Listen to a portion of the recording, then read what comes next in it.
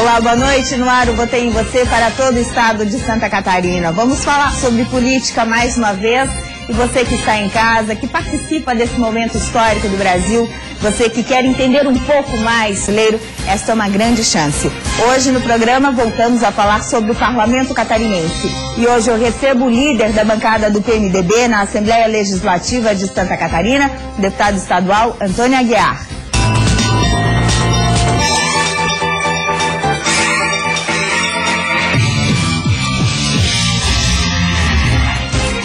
Deputado Antônio Aguiar, que está no seu 5º mandato como deputado estadual. Começou na vida pública em Canoinhas, cidade onde nasceu, como vereador. O deputado vai completar agora em 2015, 63 anos, mas tem 62 anos de idade. Antônio Aguiar é do PMDB, como eu já falei, líder da bancada do PMDB na Assembleia Legislativa. Deputado estadual eleito com 39.714 votos na última eleição.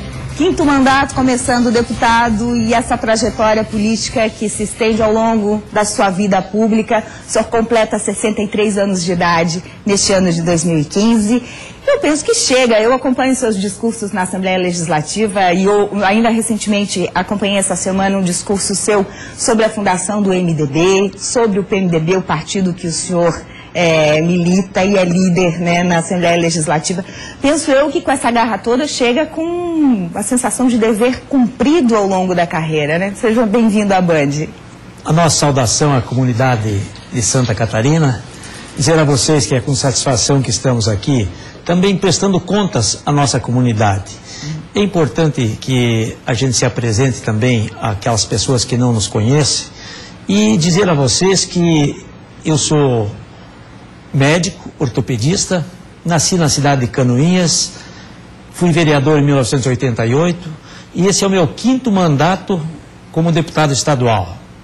E ser líder da bancada, da maior bancada do estado de Santa Catarina, do PMDB, muito nos orgulha.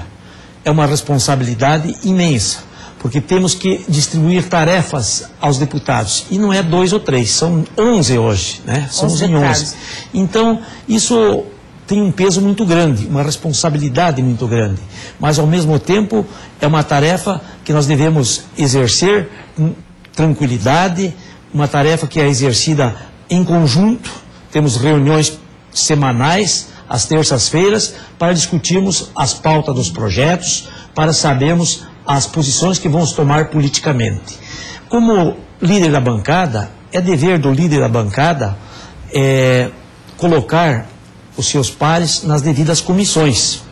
E todas as comissões da Assembleia Legislativa, a bancada do PMDB tem os seus representantes. O PMDB, inclusive, preside o que eu considero a mais importante, que é a CCJ, né? Sem dúvida. O Mauro de Nadal. Isso. O Mauro de Nadal é o presidente da CCJ.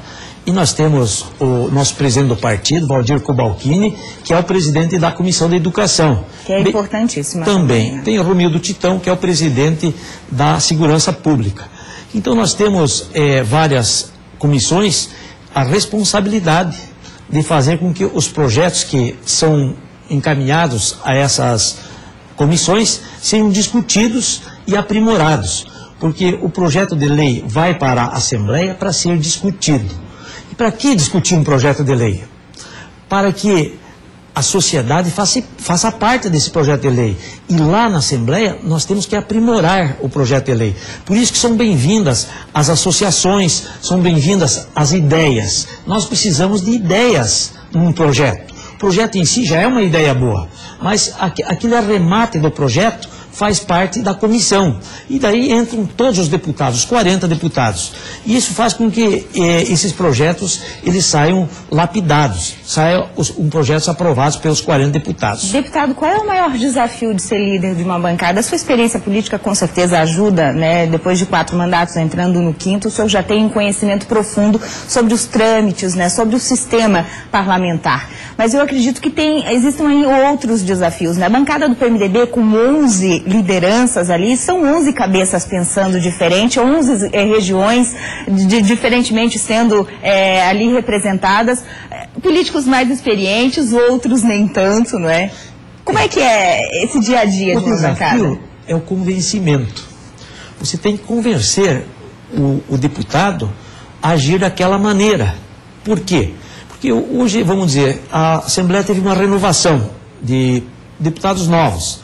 Então, esses deputados novos que chegam, muitas vezes, eles não têm a experiência. E a verdade, a gente adquire a experiência com o passar do tempo. Então, a gente tem que mostrar para eles, olha, e convencê-los. Nessa matéria, a tua posição tem que ser assim, devido ao encaminhamento da matéria. Porque o início do encaminhamento da matéria nem sempre é o que vai acontecer no final. Então, os deputados têm que se convencer que aquela ideia proposta numa lei, ela seja aprovada. Tem que se enquadrar, né? Tem que se enquadrar na questão de legislação, na questão de finanças. Por isso que existem as comissões também. O projeto, quando ele é protocolado, antes de ir a plenário, ele passa por todas essas comissões, né, deputado? E principalmente, essa lei, ela tem que causar benefício à comunidade. Então, esse é o principal motivo de nós fazermos as leis, né? Exato. De a gente ajudar a comunidade. E as pessoas têm falado, para as pessoas de bem, às vezes as leis não adiantam. Aliás, as pessoas de bem não precisam da lei. E as pessoas más, as leis não adiantam, não são cumpridas. Então, como é que faz? É um problema de justiça. Eu quero me referir à justiça, né? A justiça de uma maneira geral. A Justiça de Santa Catarina é uma das justiças que funciona muito bem e está de parabéns ao setor judiciário de Santa Catarina. Mas, de maneira geral, no Brasil, a justiça tem os seus percalços, né? E a gente tem que fazer com que as leis também sejam...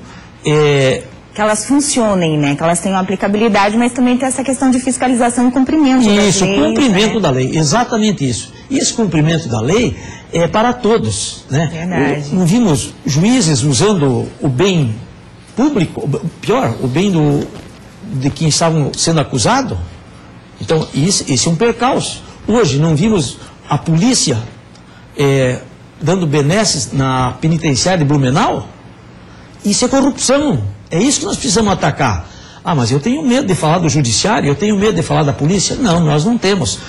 A lei é para todos, né? Então, isso é o quê? É transparência. E o importante, que pegando o gancho na sua fala aqui, é que o cidadão é o maior fiscalizador das leis, né? Mas aí também tem que ter uma consciência. Numa pesquisa recente, no final do ano passado, mostrou que o brasileiro não cumpre leis, né? Que sempre dá o jeitinho. Mais de 80%, deputado, das pessoas que responderam essa pesquisa disseram que não cumprem as leis, né? Aí fica complicado, né? Se a gente quer que o trabalho do parlamentar funcione, que o nosso dia a dia seja um pouco melhor, o próprio cidadão primeiro tem que conhecer as leis, respeitá-las e fiscalizá-las, né? É um trabalho conjunto com a comunidade. Mas tem uma palavra-chave, impunidade.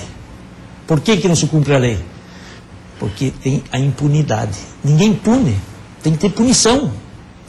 Ah, direitos humanos Calma, nós somos a favor dos direitos humanos, mas tem que haver cumprimento da lei. E para a palavra impunidade diz tudo. É verdade. Essa sensação de impunidade que deixa o sistema político brasileiro fragilizado, o sistema judiciário brasileiro fragilizado e os demais sistemas, porque eu acredito que a comunidade num todo, né, fica fragilizada. Bom, a gente vai para o intervalo comercial. Depois do intervalo nós vamos conhecer leis que já estão em vigor, que foram propostas pelo deputado Antônio Aguiar, que fazem já parte do seu dia a dia, e vamos conhecer também no decorrer do programa projetos de lei e uma PEC, uma proposta de emenda constitucional aqui em Santa Catarina. Um instante só, a gente já volta.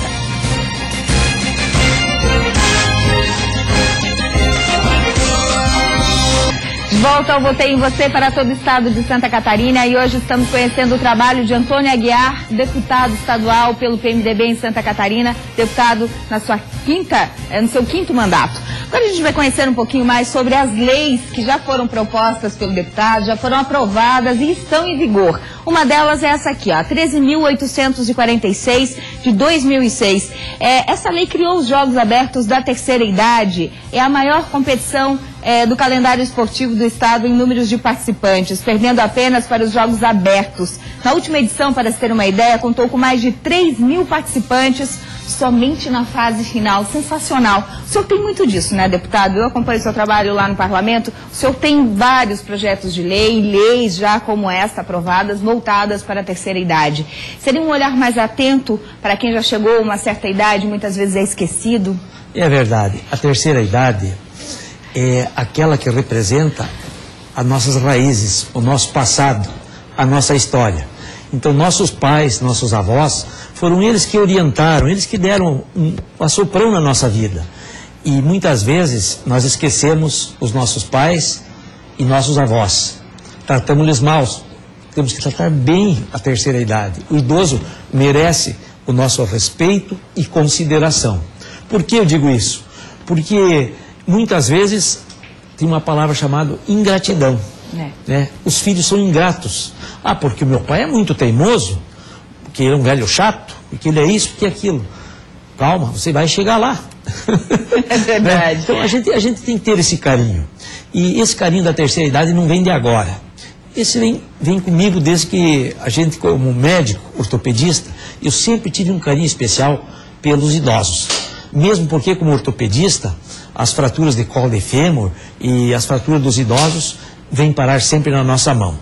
E esse carinho se transformou em lei nos Jogos Abertos da Terceira Idade, que os 7º Jogos Abertos foram realizados ano passado na cidade de Canoinhas, onde teve mais de 3.000 participantes.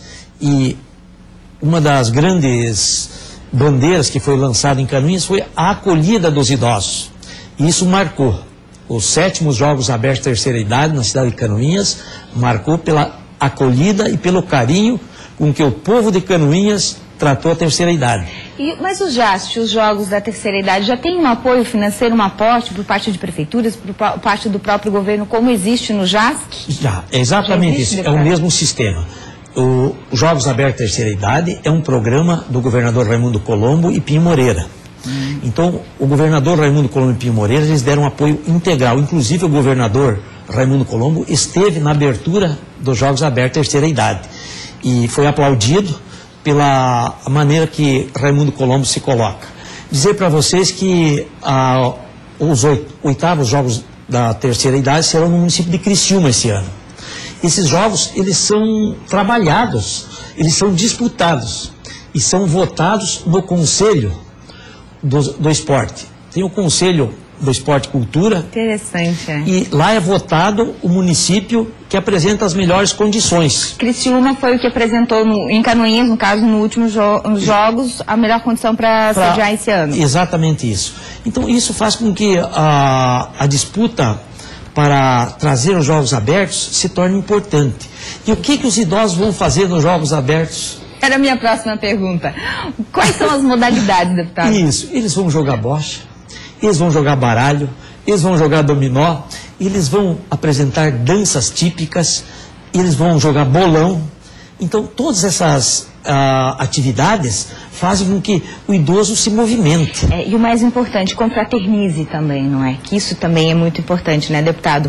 Além desse projeto de lei voltado à terceira idade, ao JAST, o JAST, no caso, que já se consolidou como sucesso no Estado, eu sei que o senhor também tem outras leis em vigor, já, perdão, não é projeto de lei, é lei em vigor, mas o senhor tem uma outra lei também muito importante, e eu gostaria de aproveitar o finalzinho desse segundo bloco para contar para os catarinenses. É uma lei que ainda depende de alguns ajustes, pelo que eu percebi ali na matéria, mas é a lei que pretende instituir o Dezembro Laranja em Santa Catarina. O senhor quer criar um mês específico para fazer campanhas amplamente, para falar amplamente sobre o câncer de pele, é isso? É verdade. Primeiro eu aprovei a lei que se faça a distribuição gratuita de protetor solar a todos os pacientes de câncer de pele do estado de Santa Catarina. Essa lei já está em vigor e os pacientes são beneficiados com o protetor solar, os pacientes que têm câncer de pele. Então, na nossa do tempo, e começou com o mês de outubro, né? Outubro Rosa, a Rede Feminina de Combate ao Câncer, tratou de fazer com que o Outubro Rosa fosse consolidado como um mês de campanha, né? Exatamente isso. E o mês de novembro veio o câncer do homem. Então ficou o mês de dezembro. O Novembro Azul, se não me engano. O Novembro Azul. E agora nós fizemos o Dezembro Laranja, que é a especificação do câncer de pele para, especialmente, a Secretaria da Saúde fazer atividades que façam com que, antes que apareça o câncer, a pessoa faça o diagnóstico. Preventivo, né? O governador já sancionou essa lei no início de 2015, não sancionou? Já sancionou. Eu digo isso para vocês com experiência própria. Eu tive um câncer de ampola de Vater, fui operado e estou curado. Por quê? Porque isso é igual uma laranja podre. Tirou a laranja, as outras ficam boas. Se não tirar a laranja podre em tempo, contamina as outras, e daí sim vamos para a quimioterapia, radioterapia e aquele calvário que todo paciente que possui o câncer vai ter que enfrentar. E digo para vocês que a fé é uma coisa importante na nossa doença. Temos que ter fé para ajudar a cura de nossas doenças. É verdade. Tomara que agora que a lei foi sancionada pelo governador, a Secretaria de Estado de Saúde consiga adequar essas grandes campanhas aí, mas também a comunidade, de modo geral, como já é uma lei aprovada em vigor, pode contribuir, as associações, a imprensa aí. Eu já quero de antemão deixar aqui um trabalho nosso, né? Compromisso, um canal aberto para que a gente trabalhe o Dezembro Laranja, deputado. Ficamos felizes porque o Dezembro Laranja ainda não está consolidado. Mas vai estar, com certeza. A gente vai para o intervalo comercial, depois do intervalo a gente volta falando sobre uma PEC muito importante, que foi proposta pelo deputado agora em 2015 na Assembleia Legislativa. E ainda trata da área da saúde. Um instante só, a gente já volta.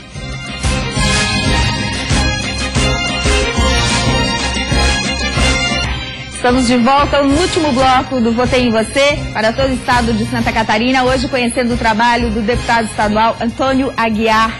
Está no seu 5º mandato, já com algumas leis em vigor em Santa Catarina, leis que fazem parte aí do seu dia a dia, interferem no seu dia a dia, e com alguns projetos de lei em andamento. Projetos de lei são aqueles que estão sendo discutidos, tramitando na Assembleia Legislativa. Além de projetos de lei, o deputado já tem uma PEC, uma proposta de emenda constitucional, que está tramitando lá na Assembleia Legislativa, a PEC 01/2015, que pretende assegurar aos hospitais filantrópicos catarinenses recursos financeiros desenvolvidos de forma espontânea, ou melhor, devolvidos de forma espontânea pelos poderes legislativo, judiciário, Tribunal de Contas e Ministério Público ao Executivo. O que acontece, gente? A gente escuta muito, geralmente no final do ano, a gente tem essa notícia, noticiamos aqui na Band também. A Assembleia Legislativa de Santa Catarina devolveu ao governo do estado tantos mil reais. Tribunal de Justiça de Santa Catarina devolveu ao governo do estado tantos mil reais. E assim vai, Tribunal de Contas, etc. e tal. São valores devolvidos espontaneamente, são valores que não são utilizados naquele ano calendário, desses poderes, eles devolvem o dinheiro aos cofres do estado. Só que esse dinheiro, muitas vezes, ele é aplicado em áreas diversas, na educação, na saúde, segurança pública, mas a PEC do deputado Antônio Aguiar quer destinar esse dinheiro para uma área específica, que é a saúde, ou mais precisamente ainda os hospitais filantrópicos, deputado? É verdade. Essa é uma lei importante, porque nós destinamos com exclusividade para hospitais filantrópicos. Quem mantém a saúde no estado de Santa Catarina são os hospitais filantrópicos. Nós temos 182 hospitais filantrópicos no estado de Santa Catarina. Nós temos um uso de 11,7 mil leitos ano. Então, os hospitais filantrópicos são eles que resolvem a maioria dos problemas do catarinense. É para eles que nós estamos dando a exclusividade dessa verba, porque essa verba é uma verba que sobra nos poderes. E a devolução é feita todos os anos de maneira bombástica. Então, continue sendo essa sobra de maneira bombástica, mas nós vamos saber aonde vai o dinheiro. E é essa a nossa maior preocupação. Os hospitais filantrópicos, eles precisam de ajuda. São eles que fazem a cirurgia pelo SUS. São eles que atendem aquelas pessoas carentes, aquelas pessoas que não têm onde ser tratada. São eles que atendem. Então, aos hospitais filantrópicos, o nosso apoio. E por isso nós criamos essa PEC. Uma PEC que está tramitando na Assembleia Legislativa, que foi assinada por mais de 20 deputados. Então quer dizer que passa tranquilamente, se mais de 20... Não, mas já tem resistência lá dentro. Já tem resistência. Então nós temos que cuidar para ver quem está tendo resistência a essa PEC. Aí vem aquele trabalho parlamentar de bastidores, a costura. Recebemos hoje ainda o telefonema da Federação dos Hospitais, nos parabenizando pela PEC, e também já marcaram para o dia 23 agora de abril, um café da manhã com todos os deputados para esclarecimento da PEC e que todos os deputados realmente saibam que essa sim é uma lei boa para a população. A população vai ganhar. O coletivo ganha, né? Nós vamos acompanhar, deputado, os trâmites aí, né, o desenrolar dessas conversas e vamos estar trazendo mais detalhes aqui. Com certeza o senhor pode voltar mais tranquilamente também para falar sobre essa PEC. Agora que ela começa a tramitar, ainda tem todo um desfecho de comissões e tudo mais, né? A admissibilidade dela primeiro, que vence agora os 30 dias, vai ter que fazer, e depois vai tramitar na Comissão de Saúde, que é a comissão de mérito para julgar. Só fazendo um adendo aqui, PEC, proposta de emenda constitucional, ela muda, ela faz uma alteraçãozinha num item relacionado a essa questão desse repasse de verbas lá na Constituição do Estado de Santa Catarina, e é bem importante. O deputado Antônio Aguiar tem mais projetos de lei tramitando lá na Assembleia Legislativa. Vamos ver o próximo projeto de lei que já está em tramitação. O projeto 366 de 2013 proíbe a cobrança de valores adicionais para matrículas, renovação de matrículas e mensalidades de estudantes com deficiência. E aí envolvendo várias síndromes, né? Essas rematrículas em instituições de ensino no âmbito de Santa Catarina. Como é que está a tramitação desse projeto de lei, deputado? Esse projeto de lei já foi aprovado e nós temos a certeza que as medidas, a regulamentação dessa lei é por conta do governo. Já está na mesa do governador? Já está na mesa do governador. Então nós temos a certeza de que não só essa lei, mas outras leis importantes para os deficientes. Os deficientes, eu como médico, tratando de deficiência, nós temos uma PAI em frente ao meu consultório. 20 anos tratei dos deficientes. Temos um carinho especial para os deficientes. Com certeza vai mudar a vida dessas pessoas, não é? É verdade. A gente tem mais um projeto de lei que eu achei muito interessante, ainda na área de educação, mas também envolve a saúde, não é? Que é um projeto de lei, por favor, na tela, o projeto de lei. É o 342 de 2013, ele pode obrigar a presença de intérprete de Libras em estabelecimentos comerciais ou prestadores de serviços com mais de 20 funcionários. Deputado, vou ser sincera, a primeira pergunta que eu fiz para mim mesma quando eu vi esse projeto de lei é sobre a resistência dele. Vai criar custo adicional às empresas ou não? Como é que vai funcionar esse projeto de lei, deputado? Na verdade... Porque ele é inclusivo, né? Ele vai incluir, é importantíssimo, é fundamental. Na verdade, eu penso que o governo tem que criar um programa. Primeiro, criar professores de Libra. Cada cidade tem que ter um professor de Libra. Como é que uma pessoa vai tirar sua carteira de motorista? Tem que se preparar antes. O médico tem que conhecer Libra. Então nós temos que preparar os profissionais para ensinar a Libra. Essa é a primeira providência para a lei funcionar. Então, criando os profissionais, aí o pagamento de horas-aula dos profissionais, o governo do estado faz o pagamento. E se houver necessidade, a própria empresa também pode disponibilizar esse professor. Mas nós temos que ter esse professor no mercado, nós temos que instruir. Então, nada mais, nada menos, a primeira providência é nós termos os profissionais que saibam transmitir Libras. Como é que está a tramitação desse projeto de lei? Esse projeto de lei ainda não foi aprovado, ele está tramitando na Assembleia Legislativa. Bom, a gente vai acompanhar também. Para encerrar o programa, a gente vai agora responder a pergunta de um telespectador, ou de uma telespectadora, melhor dizendo, e o programa tem essa interação, deputado. A gente recebe pelas redes sociais algumas perguntas, e a pergunta que a gente encerra o programa de hoje vem lá da cidade de Itajaí, é da Fernanda Cardoso, e é uma pergunta bem pertinente para um momento político que a gente vive em todo o Brasil, deputado. O senhor acredita que o fim da corrupção pode acontecer aí por meio de uma reforma eleitoral, uma reforma política? O que o senhor pensa? Não, a corrupção tem que ter a justiça. Se nós continuarmos com a impunidade, a corrupção não vai desaparecer. Falamos em pena de morte lá na Indonésia. Quem errou tem que pagar pelo seu erro. Eu, como médico, não posso ser a favor da pena de morte. Mas como deputado tem casos que você pensa. Por quê? É tanta impunidade que a gente não aguenta mais. Essa que é a verdade. Nós temos que ter a lei seja aplicada, que haja mais prisões, que haja mais rigor. Rigor por parte da justiça. O que acontece hoje na corrupção aqui? Nós vemos todos, primeiro roubavam 1.000, agora estão roubando 1 milhão e agora foram para bilhão. Então, meu Deus... Onde vamos parar? Nós temos que sim fazer com que as leis sejam cumpridas, mais rigor no cumprimento da lei. Com certeza, o brasileiro também tem que ser mais politizado, entender mais de política e participar mais da política brasileira e da política catarinense em termos gerais também, né, deputado? Não adianta só jogar o problema para o vizinho, né? A gente terceiriza o problema, né? Transfere a responsabilidade. Está na hora de cada um de nós assumirmos o nosso papel, né? Porque eu acho que a corrupção só vai acabar se todos nós participarmos do processo, porque há corrupção não só na política, não.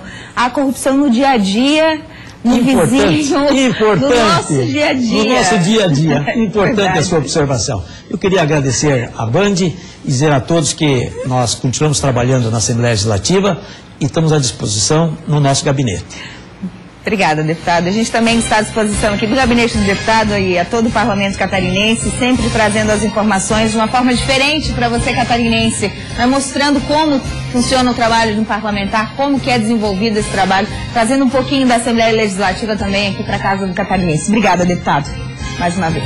Obrigada para você que curtiu o Votei em Você em todo o estado de Santa Catarina. Você fica agora com o Jornal da Band. Aproveite bem o seu final de semana. Até semana que vem.